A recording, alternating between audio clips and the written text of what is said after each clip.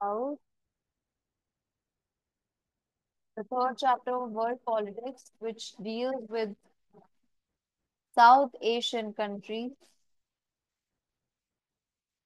In this chapter, as you can see on your screens, there are some of the. I would suggest you to keep your NCRTs with you, and we will underline and also understand the statements which are important from the point of view of CUET.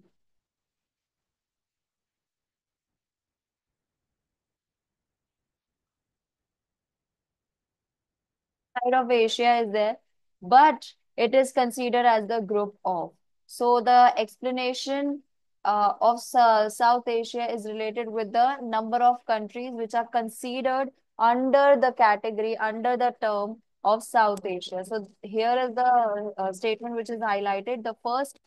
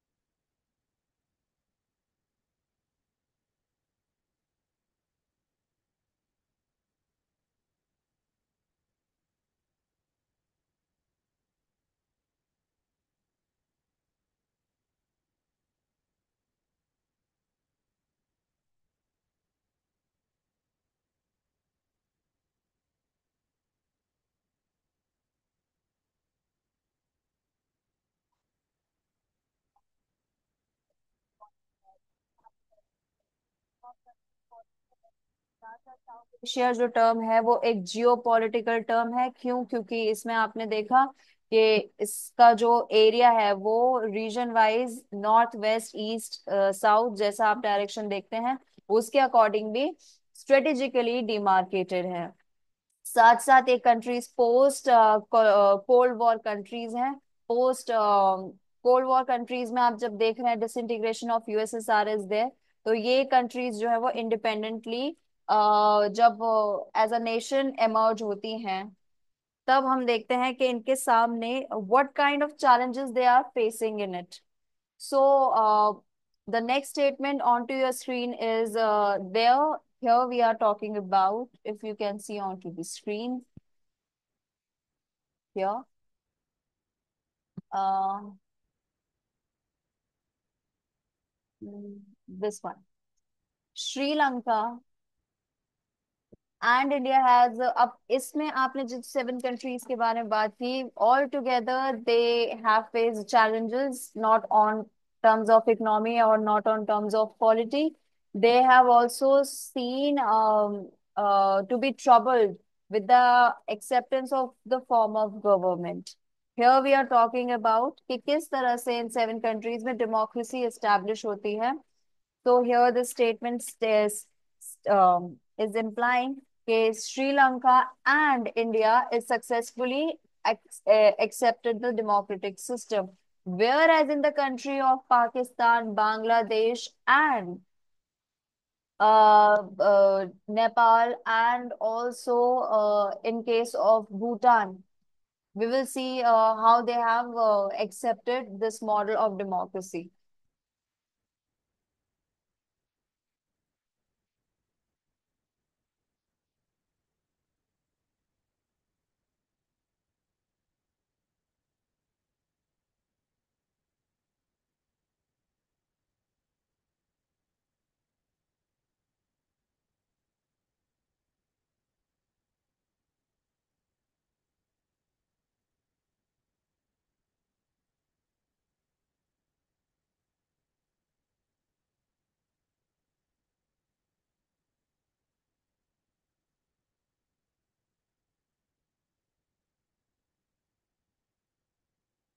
आती है और जो democracy establish करने वाले जो personalities हैं उनके नाम बहुत इंपॉर्टेंट है। Those who were pro democratic in governance name Benazir Bhutto and Nawaz Sharif. And later on problem of military coup and military coup यहाँ पे एक बार मैं आपसे डिस्कस करती हूँ। What does this military coup means? It means the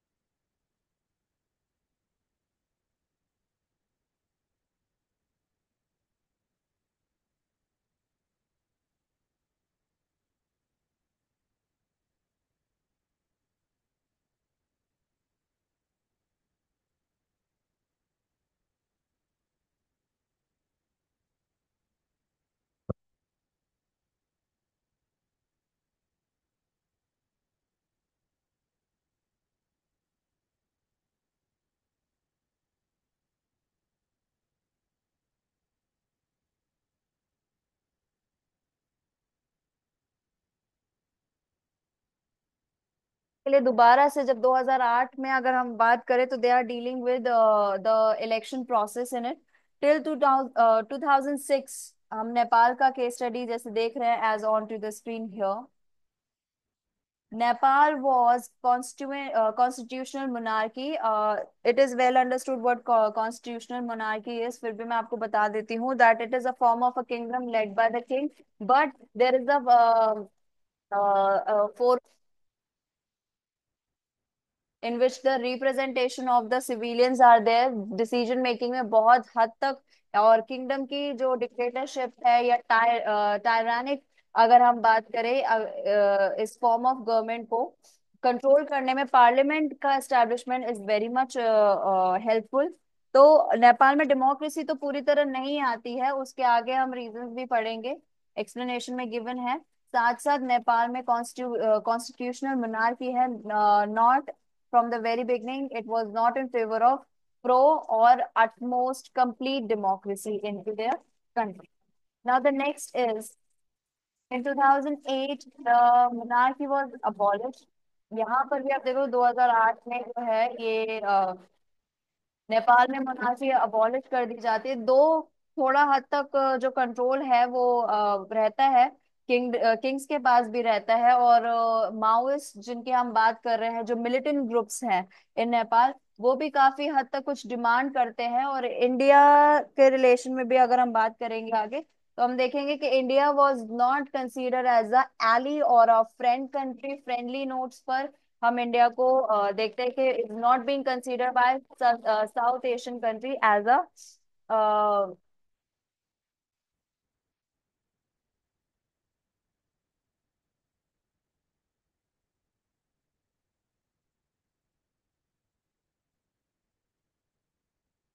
the next the establishment of democracy. Before going ahead with that,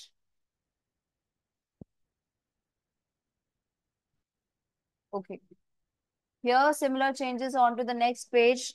Bhutan के बारे में आपको बताया गया, भूटान में भी कॉन्स्टिट्यूशनल मोनार्की।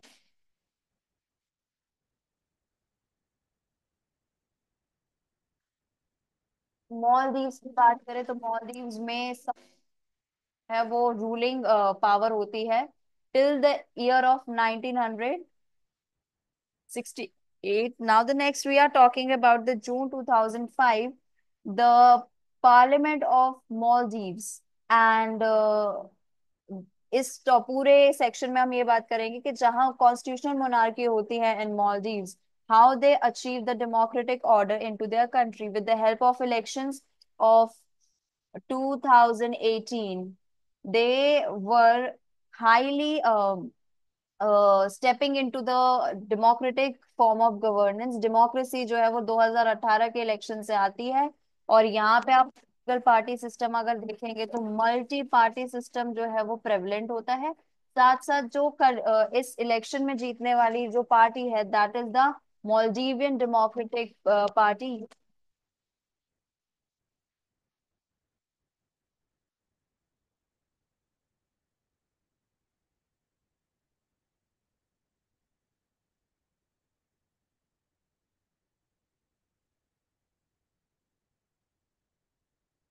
है।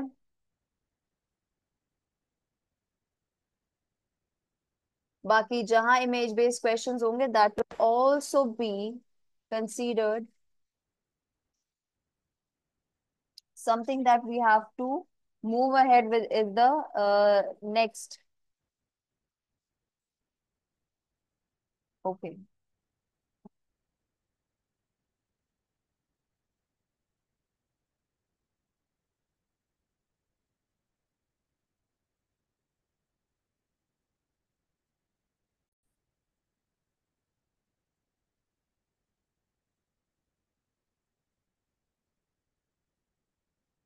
This timeline will be also discussed, but in this video we will not cover it क्योंकि काफी बहुत लेंदी हो जाती है और इसको समझना थोड़ा सा याद करने में बहुत प्रॉब्लम होती है। दो यहाँ पर आपको, अगर आप स्क्रीन पे बहुत अच्छे से इसे देख पा रहे हो तो SEATO and CENTO, these two of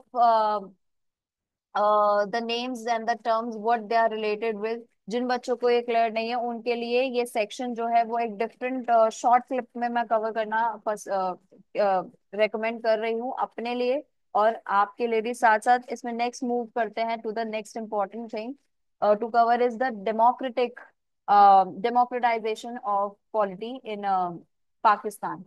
सो सबसे पहले एक बार रिवाइज कर लेते हैं इस टॉपिक को कि सबसे पहले वहाँ जब हम बात कर रहे हैं तब पहला जो फॉर्म ऑफ गवर्नेंस है that is of military specifically under the leadership of Ayub Khan. And the name जैसे मैंने कभी क्लासेस में अपनी बताया हो कि इसे बहुत अच्छे से आप कैसे याद कर सकते हैं। जहां जहां आपको वैसे भी गिवन होगा, जहां जनरल लिखा है वहां पे आपको समझने में बिल्कुल भी प्रॉब्लम नहीं आएगी that they are talking about military rule. And afterwards you will be able capable of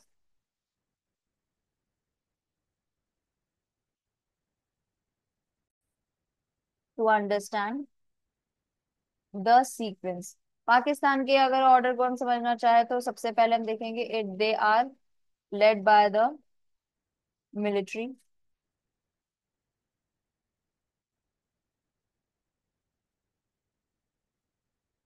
under the leadership of Ayub Khan. Later, in the particular year of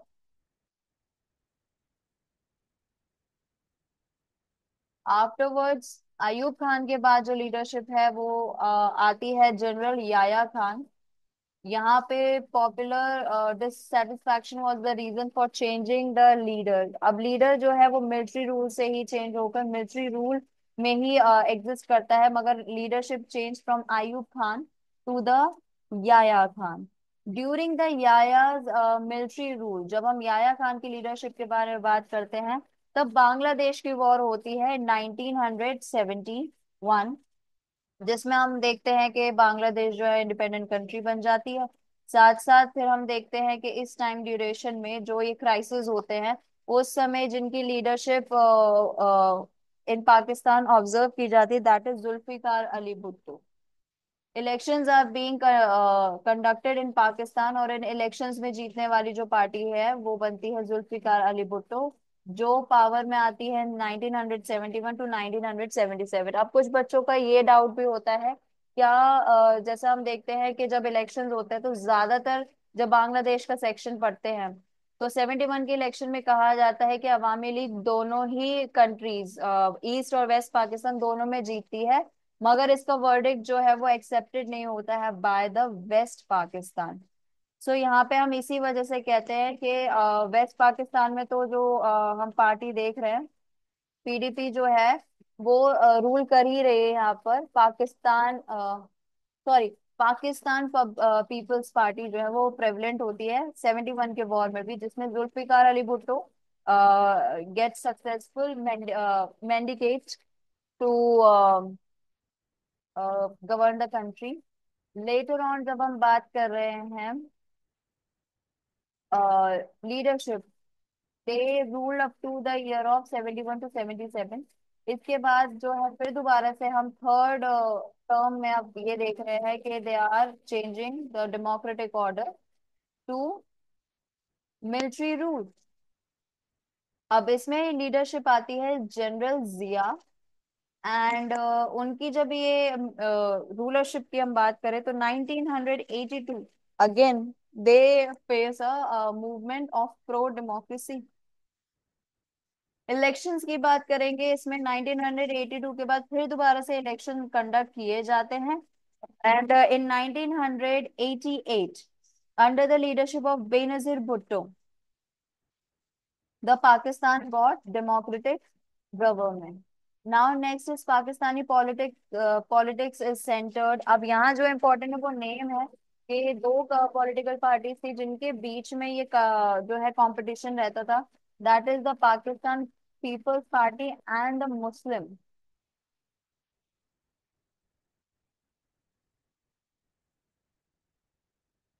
league. And साथ ही साथ आप जब इसमें आगे मूव करेंगे तो there is another time period जहाँ पे हम मान रहे हैं 1982 के बाद 1999 तक जो है ये पार्टी पॉलिटिकल पार्टी इलेक्शंस के थ्रू ये कंटेस्टेशन और ये सब कंडक्शन कर रही है। मगर इसके बाद 1999 के बाद में जब हम देख रहे हैं तो यहाँ पर फिर दोबारा से मिलिट्री रूल आता है और इसमें जनरल परवेज मुशर्रफ जो है अपने आप को as a prime minister elect कर लेते हैं। साथ ही साथ prime minister as being general ये अपने आप को इलेक्ट तो करते 2001 में, ये अपने आप को इलेक्शन के थ्रू प्रेसिडेंट भी बना देते हैं। साथ ही साथ आप इस साइड में एक पिक्चर देख रहे हैं। This picture is denoting something to you कि परवेज मुशर्रफ किस तरह से अपने आप अपनी डेजिग्नेशन को कैलकुलेट करते हैं। यहाँ लास्ट वाली ही has opted as being first elected as a general, he worked as a general and calling himself a prime minister. Then through the election, he becomes president altogether at the same time. This is something which he has worked on. ये इनके leadership के decision को reflect करने वाला एक cartoon है जो आपको इसके अलोंग साइड दिया गया है। इस कार्टून का जो एक्सप्लेनेशन है इज दिस। साथ साथ आप देखोगे कि टिल द ईयर ऑफ 2008 इस तरीके से मिलिट्री रूलशिप चलती रहती है। और बीच बीच में कुछ इलेक्शंस भी होते रहते हैं। बहुत मैन्युपुलेटिव रहते हैं, जैसे आपने अब यहाँ पे सबसे पहले अभी परवेज मुशर्रफ के केस में पढ़ा। मगर 2008 में कई सारे ऐसे लीडर्स आते हैं जो इलेक्शंस के थ्रू इलेक्ट होते हैं।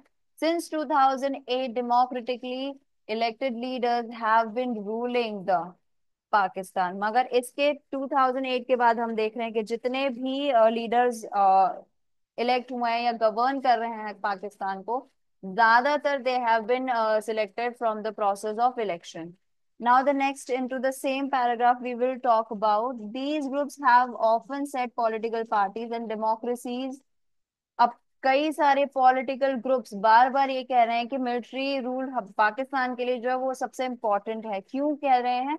क्योंकि माना जा रहा है जो अपोज कर रहे हैं इलेक्शंस को डेमोक्रेसी को, वो ये कह रहे हैं कि पार्टीज जो है वो बहुत ज्यादा खामियों से भरी हुई है।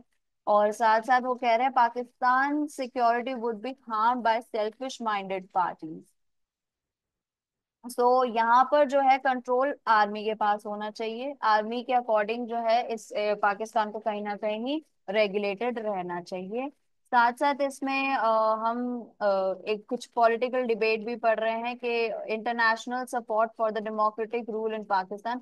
कई सारे ग्रुप्स मानते हैं जो प्रो डेमोक्रेटिक हैं, वो चाहते हैं कि Pakistan should be govern as a pro democracy. And for that international organization है। इंटरनेशनल सपोर्ट में अगर हम बात करें तो यहाँ पे आप देखोगे कि कई सारे ऐसे इनिशिएटिव्स हुए हैं जिनमें हमने बात की है कि डेमोक्रेसी एस्टैब्लिश हो। मगर जहां मिलिट्री रूल है वहां पे एक सबसे बड़ा टैग पाकिस्तान के नाम पर अगर हम देखें तो लगता है that it is a country that is funding terrorism. That's why the country is associated with term global Islamic terrorism. और इसी डर से और मिलिटेंट ग्रुप्स की प्रेजेंस की वजह से और इनके न्यूक्लियर पावर केपेबल होने की वजह से इनके ऊपर टेररिज्म को फ्लरिश करने का सबसे बड़ा टैग लगा है। इसी वजह से इसमें हम देखेंगे कई बार इंटरनेशनल ऑर्गेनाइजेशन इंटरवीन करती रहती है। नाउ द नेक्स्ट इज, अब सिर्फ डेमोक्रेटाइजेशन के बारे में हमने इसमें ही पढ़ा है कि किस तरह से जो है पाकिस्तान अडॉप्ट कर पाता है डेमोक्रेसी को। Okay, now the next topic is not associated with the syllabus, but मैं आपको चाहूंगी कि आप ये टर्मिनोलॉजीज जो है स्क्रीन पर जो फ्लैश हो रही हैं इनके अकॉर्डिंग आप अपने एनसीईआरटीज में मार्क कर लें।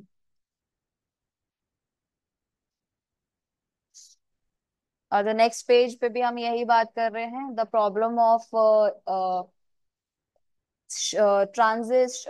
transition from the political regime from military rulership to the democratic order in it. So यहाँ तक आप मार्क कर लीजिए, बस मार्क करना is important into it.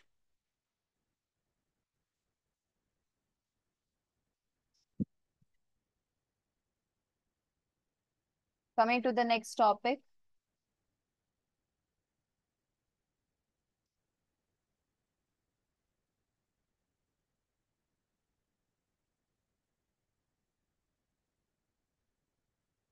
We are moving with the case of Nepal. Also, above paragraph has underlined some of the statements. Kindly mark into your NCRT with the perspective of the MCQ which can come from this section. Sure, sure. 101% if I tell you about of Bangladesh, it is not written in the syllabus, so it is not going to be there in the examination.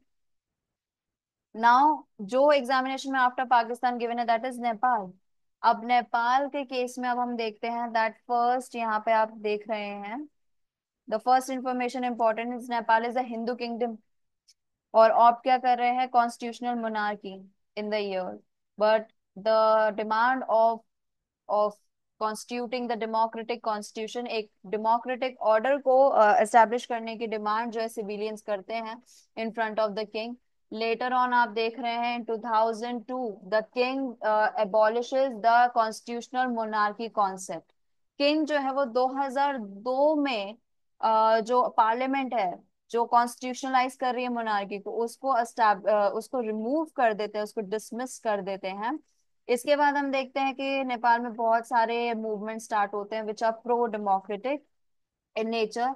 तो आप यहाँ देख रहे हो कि king के ऊपर एक प्रेशर बनाया जाता है। In this statement we need to mark here that king was force to restore the parliament again. और 2002 में विच जब ये डिसॉल्व हो जाती है उसके बाद हम देखते हैं कि एक पॉलिटिकल अलायंस जो है यहाँ पे इम्पोर्टेंट है। 7 पार्टी अलायंसेस, 7 पॉलिटिकल पार्टीज जो है वो एक कोलिजन फॉर्म करती हैं जिसका हिस्सा जो है इस पर्टिकुलर मूवमेंट को जो इस 7 पार्टी अलायंसेस शुरू करती है against the decision of king. इसके साथ सिर्फ ये अलायंस ही नहीं जुड़ रहा है, साथ साथ Maoist and the social activist are also working in support of establishing democracy और constitutional mechanism parliament in Nepal. So सबसे पहले हमने देखा किंगडम है, किंगडम में king has just taken the decision of removing the parliament in 2002।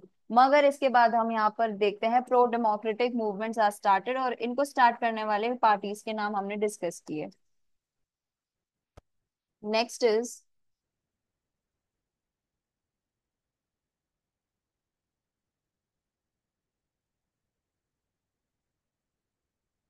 The transition led to the formation of the constitution back in the Nepal. Nepal में जो है it is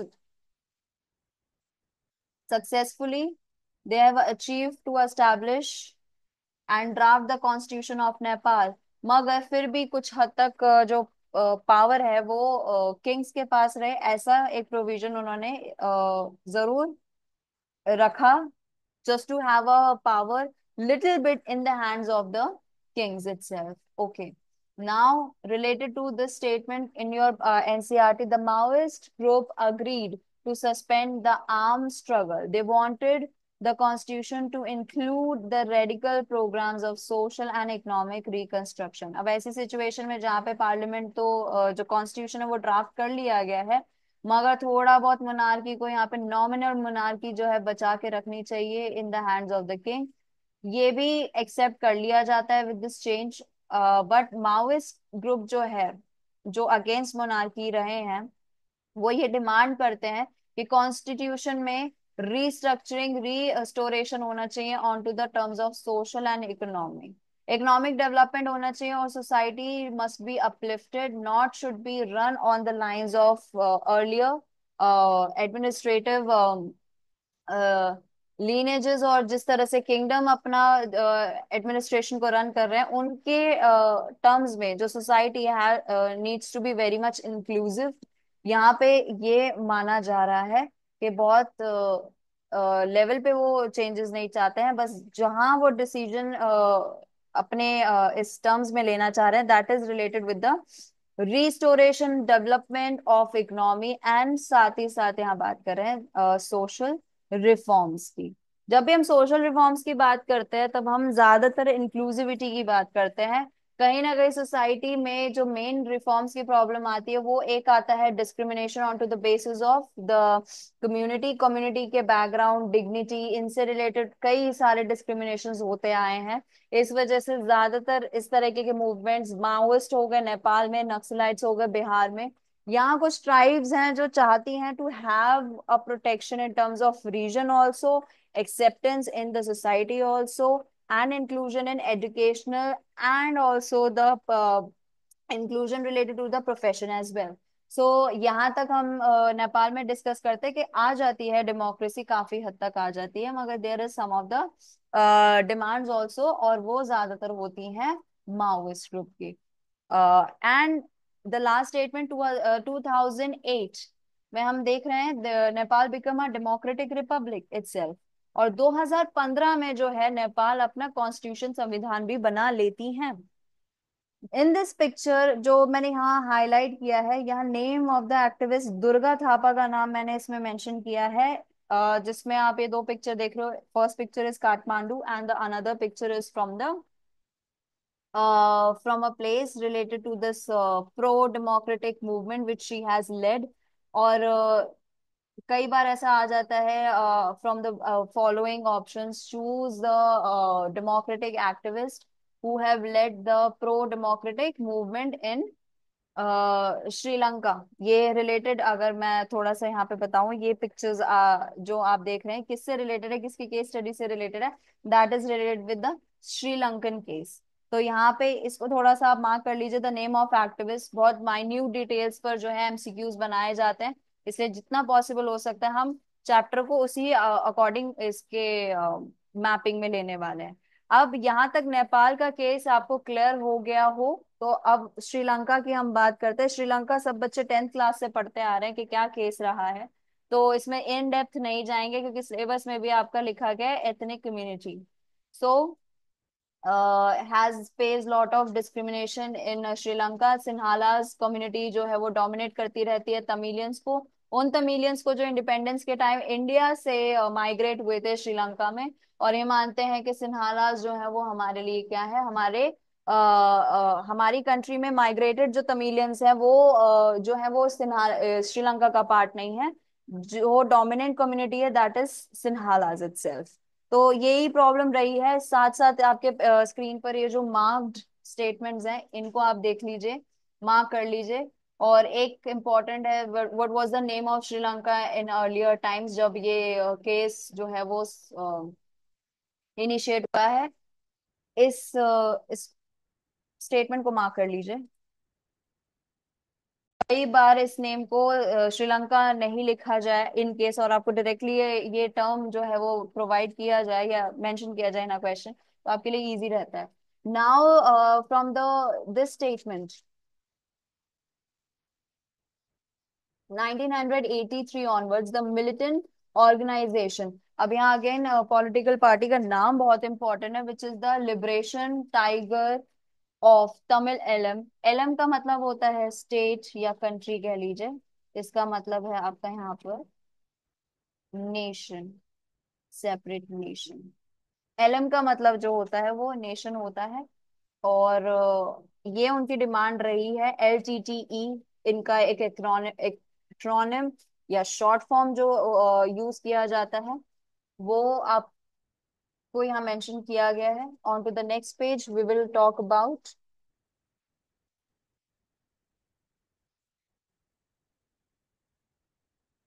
that how they were succeeded in their struggle to establish democracy. अब LTT जो है वो Sinhala group के साथ, जो गवर्नमेंट ऑफ श्रीलंका है उसके साथ काफी ज्यादा डिबेट में रहती हैं। साथ ही साथ इसका जो रिजल्ट रहता है वो कब तक जो है सक्सेसफुल होता है to achieve the separate country. अब ये जो एलटीटी है इनकी जो डिमांड है that is related with the separate country. वो चाहते हैं हमारी सेपरेट कंट्री, क्योंकि वो बहुत ज्यादा अट्रॉसिटीज, अत्याचार को बहुत लेवल तक जो है वो बर्दाश्त कर चुके होते हैं। मगर but in the 1987 with the intervention of India, India एक एग्रीमेंट साइन करती है, एक अकॉर्ड साइन करती है श्रीलंका के साथ, जिसमें वो अपनी जो ट्रूप सोल्जर्स हैं उनको श्रीलंका में भेजती हैं दोनों पार्टीज के बीच हो रहे इस कॉन्फ्लिक्ट को रिजॉल्व या सॉल्व करने के लिए।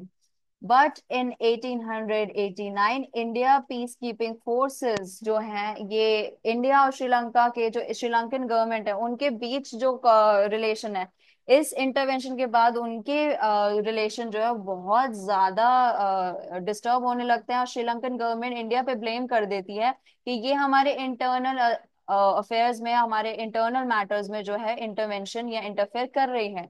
इसी कारण इसी रीजन से 1989 में इंडियन पीस कीपिंग फोर्सेस को जो है, जो इंडिया ने 87 में श्रीलंकन टेरिटरीज में एम्प्लॉय की थी, वो वहां से उनको वापस बुला लेती है। साथ साथ हम देखेंगे सिर्फ इंडिया ही नहीं, Scandinavian countries like Norway, Iceland have also tried to solve the dispute between the Sri Lankan government and the Tamilians particularly, and later on माना जाता है कि इस पूरे कॉन्टेक्स्ट में जो डेमोक्रेटिक सेटअप है वो एस्टैब्लिश हो जाता है। साथ ही साथ आप यहाँ देख रहे हो कि इन वॉर्स और कॉन्फ्लिक्ट्स की वजह से इकोनॉमिक ग्रोथ जो है वो अफेक्ट होती है, ह्यूमन डेवलपमेंट, काफी सारी चीजें जो हैं वो इस वॉर, सिविल वॉर की वजह से बहुत ज्यादा अफेक्टेड रहती हैं। साथ ही साथ एक क्वेश्चन आता है that how they are managing to establish, क्या उन श्रीलंका में डेमोक्रेटिक सिस्टम स्टैब्लिश है या नहीं है। तो आंसर है it has maintain a democratic political system successfully in Sri Lanka despite this particular conflict. आप देखेंगे 2009 में जो एलटीटीई है उसको क्या कर दिया जाता है, समाप्त कर दिया जाता है। साथ साथ अब हम इंडिया रिलेशन की बात करेंगे with south Asian different countries, जिसमें आपको सभी कंट्रीज को कवर करना है, इसमें कोई एक्सक्लूजन नहीं है। तो इसमें हम अब बात कर लेंगे कि इंडिया और पाकिस्तान के बीच में कॉन्फ्लिक्ट के कौन कौन से रीजन्स या इश्यूज रहे हैं। जहां तक आप देख रहे हैं कि इंडिया और पाकिस्तान के बीच का जो रिलेशन है वो कहाँ कहाँ कॉन्फ्लिक्चुअल रहता है, डिस्टर्ब रहता है। From the this statement 1947 to 1948 की वॉर में जो है वो काफी हद तक कश्मीर का जो रीजन है that comes under India was very much successful to capture the area of some of the region of Pakistan, जिसे हम पीओके कहते हैं, एंड जम्मू एंड कश्मीर। इसको कैप्चर करने में कामयाब रहती है। और 1971 में अगर हम बात करें तो इंडिया जो है वो ये वॉर में काफी डोमिनेंट रहती है। मगर जो कश्मीर का कुछ कुछ एरिया, जो पीओके की आप बात कर रहे हैं, पीओके के बारे में हम सब जानते हैं कि दिस एरिया इस पाकिस्तान ऑक्यूपाई कश्मीर की जब हम बात कर रहे हैं तो ये अभी भी आज तक भी अनसेटल्ड रहता है। कश्मीर का काफी हद तक जो रीजन है वो इस 47-48 की वॉर में इंडिया के कैप्चरिंग में या इंडिया के अंडर आता है। और Jammu is also comes under the accessibility of India, it is a part of Indian territory. मगर हम अगर ये बात करें 1971 जिसमें Bangladesh war was also there, India won a decisive war against Pakistan, but the Kashmir issue is remained unsettled related to the POK, Pakistan occupied Kashmir। सो यहाँ पर आप देखोगे कि 1948 और 47 टू 48 की वॉर में जब हम इसके कंक्लूजन की बात कर रहे हैं, तो it is dealing with the division of Jammu and Kashmir. Some of the provinces, कुछ हद तक जो प्रोविंसेस हैं of Kashmir comes under the India, मगर there is some of the section which comes under the ownership of Kashmir, which is known as PoK. उस पे अभी तक हमारा जो है सेटलमेंट नहीं हो पाया है। Now the next is the issue of Siachen glacier. This is the issue where India and Pakistan is very much at disagreement. दोनों के बीच में बहुत ही ज्यादा एक कॉन्फ्लिक्ट है रिलेटेड टू, आप यहाँ पे एक वर्ड पढ़ रहे हैं, and over acquisition of arms. Glacier, Siachen glacier के कंट्रोल के बारे में अगर बात करें, अगेन एक्सेसिबिलिटी का इशू है कि किस टेरिटरी के अंडर आता है। इंडियन और पाकिस्तान इसकी कैप्चरिंग के ऊपर जो है बहुत ज्यादा जो है ये कॉन्फ्लिक्ट बेस्ड है। साथ साथ जो उनका केपेबल, जितना उनके पास वेपन है उसकी जो limit है, that is also a subject of suspicion कि why they are having this quantity of this limit of arms with them। तो हर एक सिचुएशन में there is a suspicion related to the action taken by the Pakistan कि क्या ये again they are going to violate the LOC। They will attack through the northwest belt of the India। तो यहाँ पे आपका दूसरा important जो है सियाचिन ग्लेशियर की capturing, control over the Siachen glacier. साथ साथ यहाँ पर आपका नेक्स्ट टॉपिक आ जाता है 1998 में, जब इंडिया पोखरान का टेस्ट करते हैं। उसी सेम ईयर में पाकिस्तान भी अपने आप को न्यूक्लियर केपेबल जो है वो अनाउंस करता है with the nuclear test. And that test has happened in Chagai Hills. The place is also important, जैसे इंडिया में पोखरान था, पाकिस्तान के एरिया की अगर हम बात करें जहां उन्होंने टेस्ट को कंडक्ट किया, that is Chagai Hills. Now the next is related to the spy agency, inter services intelligence, ISI is being involved in anti-Indian campaign in India's northeast region, operating secretly through Bangladesh and Nepal। this is important, ये एक suspicion, एक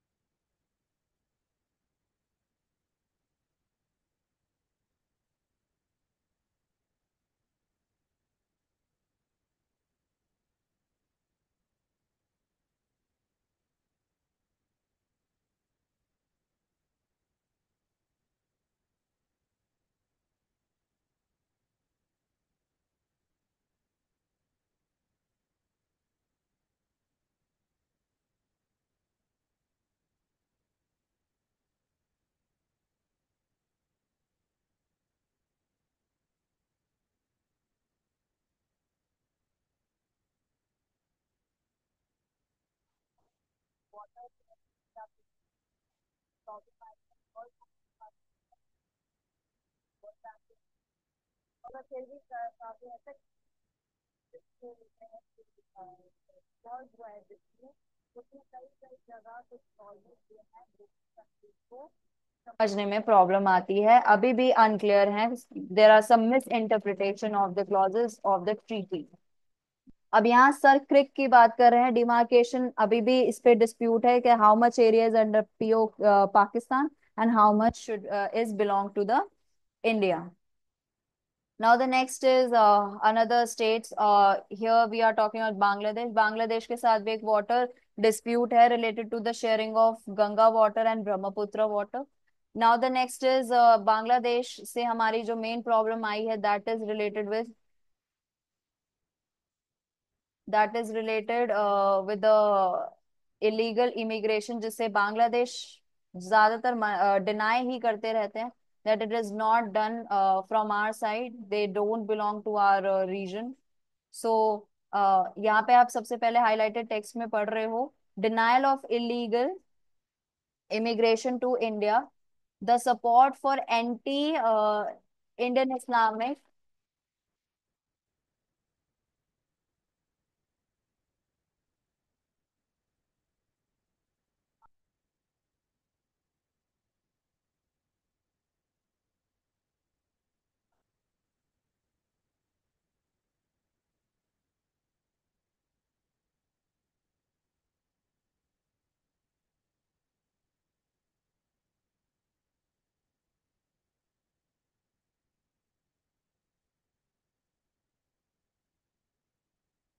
पास या travel कर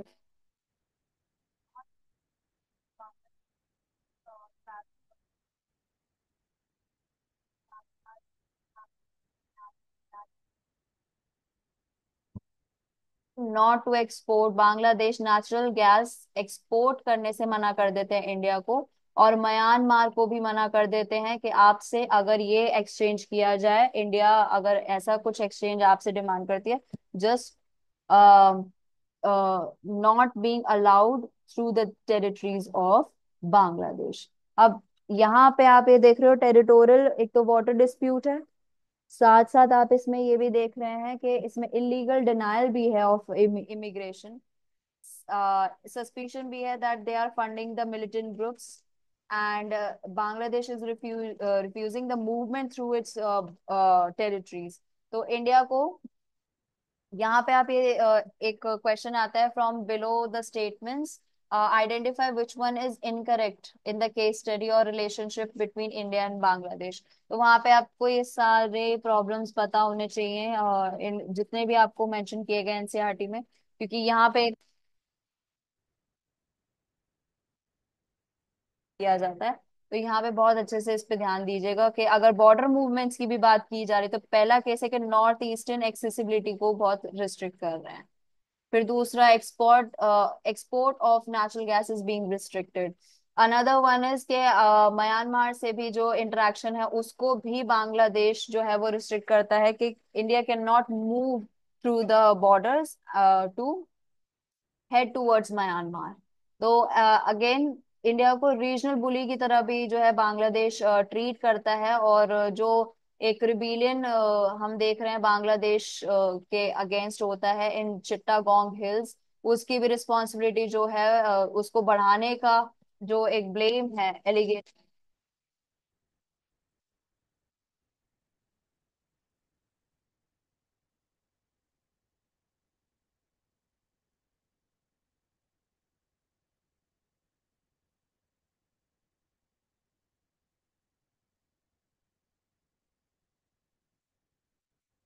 बांग्लादेश ये कहना चाहते हैं कि कर एक्सट्रैक्शन है, once the export is denied,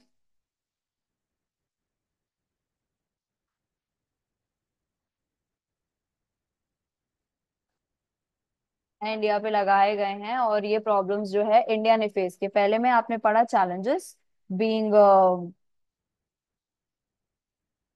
being faced by India in the case study of Bangladesh. Next, the allegations you have talked about, कि किस तरीके का यहाँ पर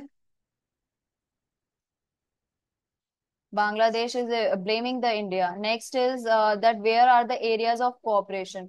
तो इंडिया की लुकिस्ट पॉलिसी में बांग्लादेश हैज साइंड इट। जो लुकिस्ट पॉलिसी रही है इंडिया की, उसमें जो बांग्लादेश है उसका पार्ट रहा है, and disaster management, other issues like environment related, they have been very much friendly with India. Next is in 2015 they have exchange certain enclaves. अब यहाँ पर आपको ये बताया गया है किस तरह के एफर्ट्स जो हैं they have extended towards each other. F जो बॉर्डर सिक्योरिटी के इश्यूज हैं उसमें बहुत ज्यादा कोऑपरेशन देखा गया है।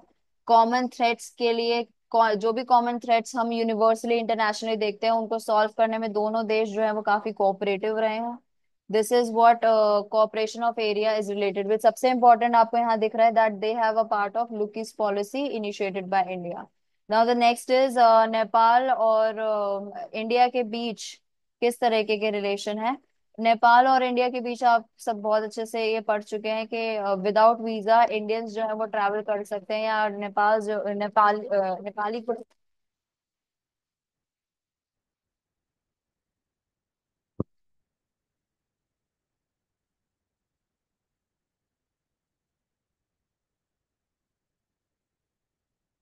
बताया गया है। इसके अलावा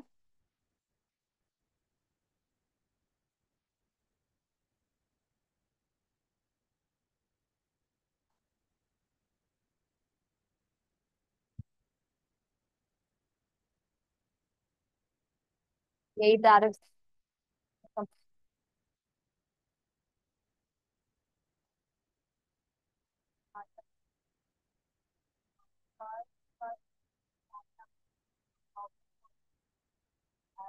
know that India friendly relation with each other. Now the next is जो बिहार और आंध्र प्रदेश में नक्सलाइट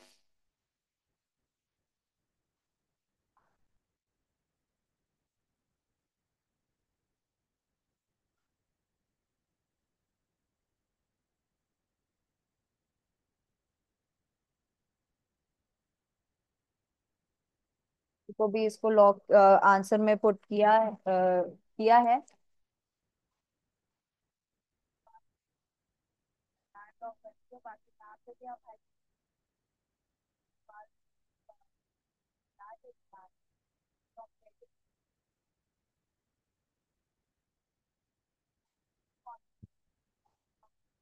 बताया गया है कि नेपाल जो है वो शक कर रहा है इंडियन गवर्नमेंट पे कि वो पहली बात तो हमारे इंटरफेयर करते हैं हमारे इंटरनल मैटर्स में, और वो काफी हद तक हमारे जो रिवर वाटर्स है उस पे भी डोमिनेशन या उसको भी एक्सट्रैक्ट करने की कोशिश करता है for the reason hydro electricity. And India prevents Nepal a land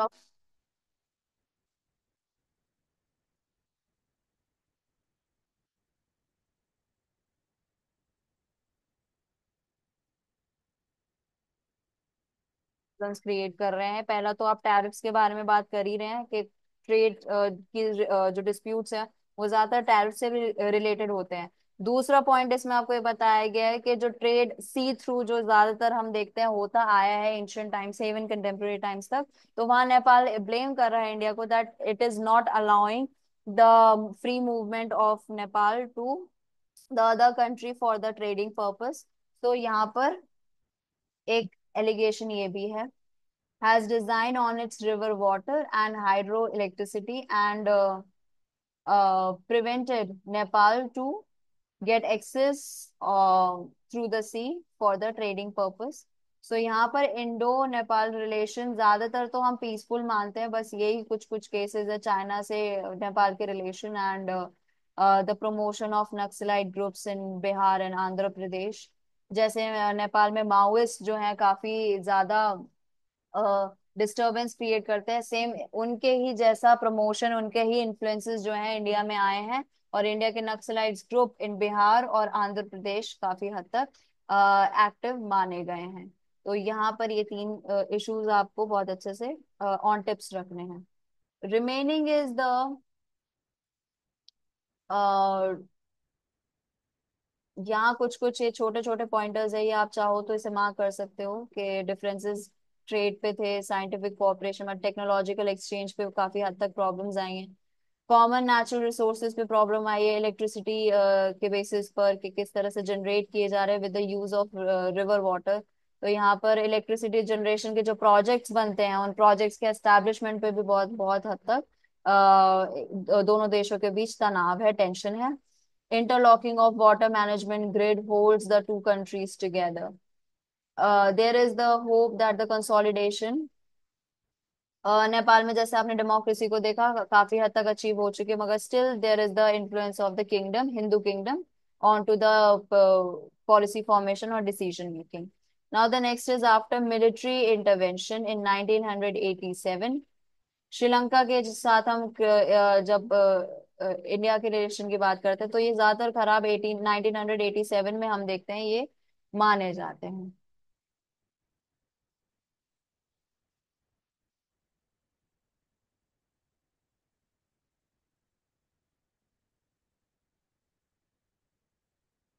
next is government preferred a policy of disengagement. जैसे ही इंडिया का इस पर्टिकुलर टाइम पीरियड में इंटरवेंशन देखते हैं श्रीलंकन गवर्नमेंट, तो इंडिया को प्रेफर या इंडिया की तरफ से वो जो डिमांड करते हैं वो डिसएंगेजमेंट की बात करते हैं कि Sri Lankan government is much favour और prefer the policy of disengagement. And India का यहाँ तक जो है एक डिस्टरबेंस और कॉन्फ्लिक्चुअल रिलेशन रहा है, मगर जब हम कॉपरेशन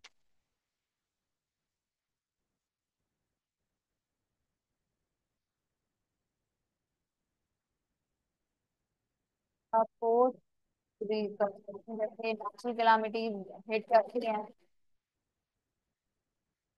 तो India has help to restore the cooperation towards the stability. Now the next is Tamil mercenaries in Maldives case.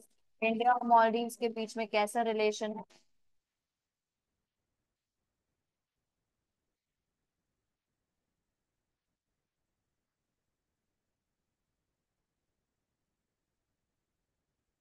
तब इंडिया हेल्प करती है मालदीव्स को to rescue itself.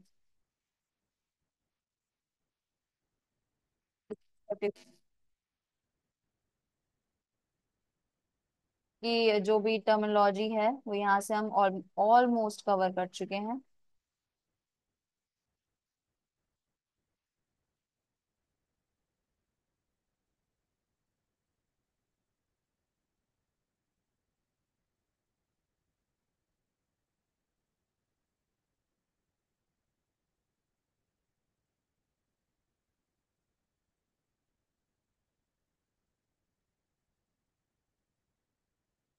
The formation of SAARC and the SAFTA.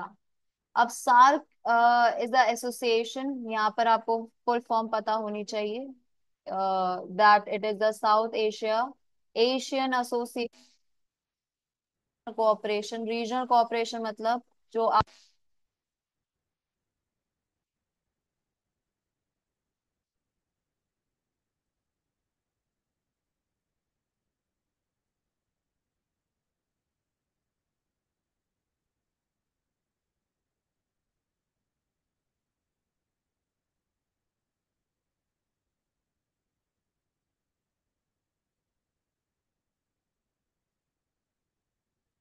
से is important.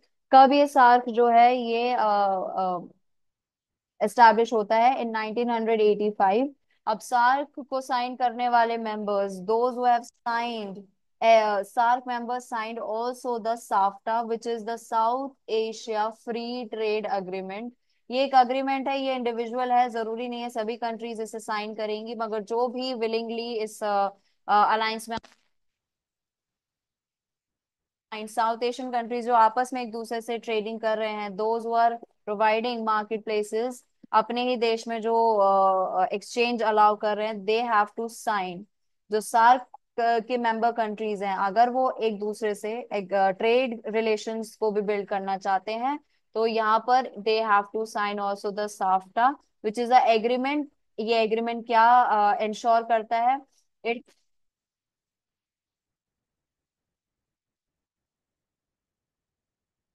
The formation of free trade zone, एक market place provide करने में मदद करता है जहां पे बाकी के कंट्रीज जिनके साथ ये साइन हो रहा है, दे कैन सेल और purchase sell their goods which are manufactured in their country, also exchange the finished goods or the manufactured good of the country they are selling their products in. So particular यहाँ पर SAFTA is related with providing a market space, removal of tariffs to expand the trade between the countries. It is being signed. Now the next related to is that what is the idea behind of the SAFTA? ये agreement जो है ज्यादातर यहाँ पे देखा जाए तो south Asia is region allowing free trade across the borders.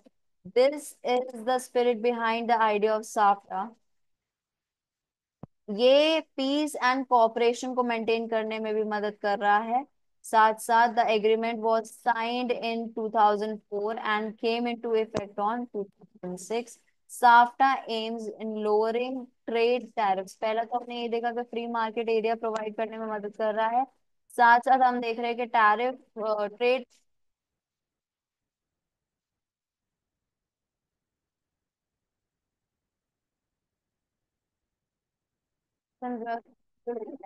जहाँ पे आपको फ्री ट्रेड जोन के बारे में बताया जा रहा है, साथ साथ they are talking about the tariff removal. यहाँ पे अगर आप बात, टैरिफ्स क्या होते हैं, द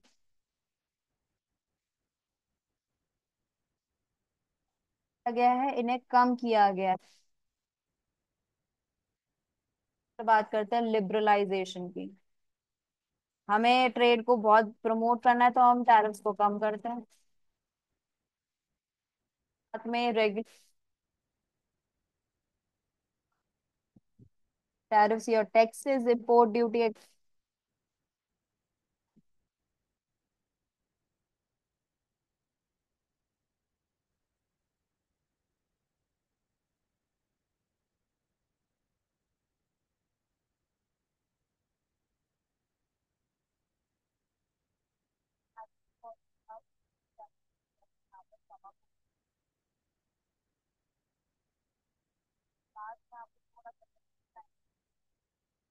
विद साउथ एशिया जो है वो मेंशन किया गया है, which is not that important from the perspective of exam।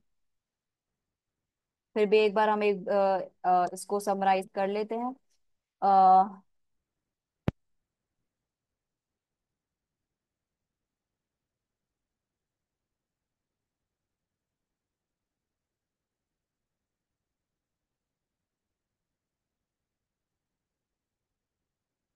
यहाँ पर आपके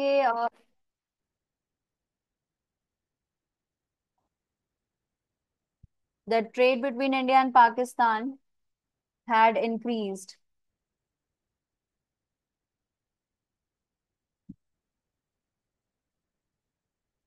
Here the status, trade between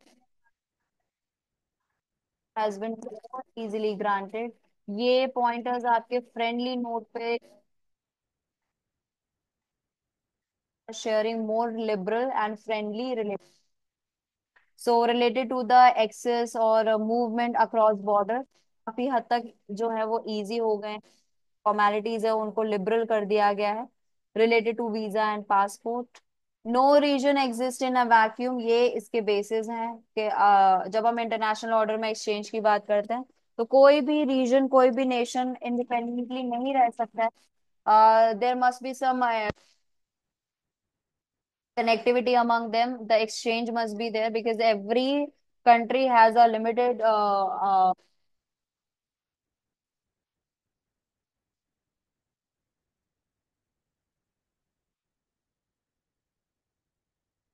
the different of the countries। So आज भी हम अगर बात करें तो no region, no country can exist isolation in isolation outside powers and events, no matter how much it may be installed, it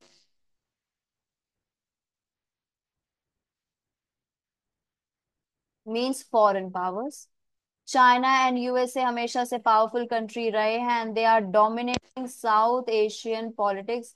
इसलिए हमने पूरे चैप्टर में ये रिलेशन पढ़ा है that why they are making, why they are interacting with each other so much and afterwards. इतना SAARC और SAFTA के बारे में जब आप पढ़ चुके हैं कि एक रीजनल हेल्प है, ये फाइनेंशियल हेल्प है, इकोनॉमी डेवलप करने में एक दूसरे की मदद कर रहे हैं। क्यों कर रहे हैं? Because the presence of developed countries like China, US, the south Asian politics is observe to maximise over a point of time. अब चाइना इंडिया के रिलेशन हैव इम्प्रूव्ड ऑल्सो, ये सब आप इसमें ही यही पढ़ेंगे दैट इंडिया का relation with Pakistan is a issue of tension for India. India के चाइना के साथ रिलेशन बहुत डाइसी रहे हैं, कभी अच्छे कभी बहुत बुरे रहे हैं, वो हम आने वाले चैप्टर्स में भी डिस्कस करेंगे, पढ़ेंगे। साथ साथ जो सस्पिशन जिसकी वजह से रिलेशन इंडिया चाइना के बीच खराब होता है, that is the support China is lending towards Pakistan. Now the next is the globalisation have brought the two Asian giants together, and their economic ties have multiplied rapidly in the year of 1991, जिसको हम denote करते हैं LPG, liberalisation, privatisation, globalisation के। तो जब से हमारा 1991 का एरा हुआ है, मॉडर्नाइजेशन को बहुत एक्सेलरेट किया गया है, तब से हम मानते हैं कि जो कंट्रीज है वो ज्यादातर एक दूसरे के साथ एंगेज होती हैं in economic terms. Apart from that US has also supported Pakistan. Pakistan और इंडिया का जो रिलेशन है उसमें ये भी एक इम्पैक्ट रहता है, जैसे China is supporting the Pakistan, US has always been on the part of Pakistan, and USSR has got lended his support to towards India in such kind of problem। तो यहाँ पे इक्वेशन इस तरह से जो है वो वर्ल्ड पॉलिटिक्स में बनती है। बस इस चैप्टर में सिर्फ हमें यही पढ़ना था that why the south Asian countries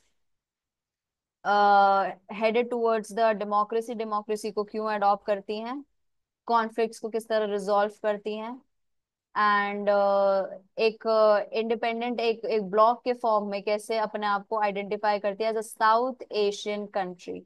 south Asian country एक तरीके का टर्म है जो आपको ब्लॉक के तरीके से यहाँ पर ट्रीट करते हुए हम या वर्क करते हुए हम नोट करते हैं among the south Asian countries. ये आसियान की तरह नहीं है, मगर फिर भी एक यहाँ पे जो डिनोट ये अपने आप को करते हैं वो इस ब्लॉक से करते हैं। And in such block they are exchanging the cultural features, trade interest, that is something which they are practicing among themselves to protect their interest from the outside or foreign power, just like China and USA। I hope इस chapter का ये इस तरीके का summarization आपको थोड़ा clarity और देगा related to the MCQs or the type of the question which will be there in the examination। I would suggest you to recommend or give the feedback, any improvement also. We'll discuss and meet in the next sessions and other classes related to the world politics।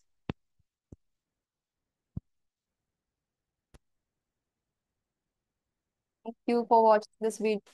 If you have entire topic till the end, thank you for being this in, in touch with the explanation। Hope to be like um, connected